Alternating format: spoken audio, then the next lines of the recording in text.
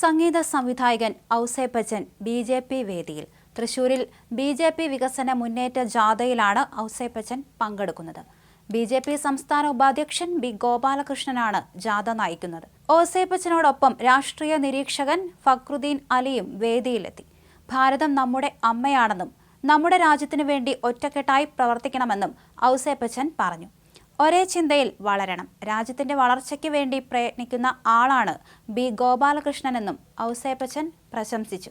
ഒരുമിച്ച് പ്രവർത്തിക്കുകയെന്നതാണ് ഓരോ ഭാരതീയരും ചെയ്യേണ്ട കടമയെന്ന് അദ്ദേഹം പറഞ്ഞു. ബി. ഗോപാലകൃഷ്ണന് ജനങ്ങൾക്കിടയിൽ പ്രവർത്തിക്കാൻ ചിന്താഗതിയും ദൃഢനിശ്ചയവും ഉണ്ടെന്ന് ഔസേപ്പച്ചൻ പറഞ്ഞു. വികസന സന്ദേശയാത്രയ്ക്ക് എല്ലാ മംഗളങ്ങളും വിജയാശംസകളും നേരുന്നുണ്ടെന്ന് അദ്ദേഹം പറഞ്ഞു. നല്ല രാഷ്ട്രീയക്കാരെ തനിക്ക് ഇഷ്ടമാണെന്ന് ഫക്രുദ്ദീൻ അലിയും പറഞ്ഞു. പോസിറ്റീവ് രാഷ്ട്രീയം ഇഷ്ടപ്പെടുന്ന ആളാണ് താൻ. കക്ഷി രാഷ്ട്രീയത്തിന് അപ്പുറം പരിപാടിയുടെ ആശയമാണ് തന്നെ ഈ വേദിയിലേക്ക് എത്തിച്ചത്. ബി. ഗോപാലകൃഷ്ണൻ നല്ല നേതാവാണ്.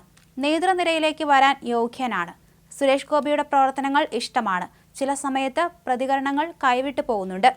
അത് സുരേഷ് ഗോപി ശരിയാക്കുമെന്ന് പ്രതീക്ഷിക്കുന്നുവെന്ന് ഫക്രുദ്ദീൻ അലി പറഞ്ഞു.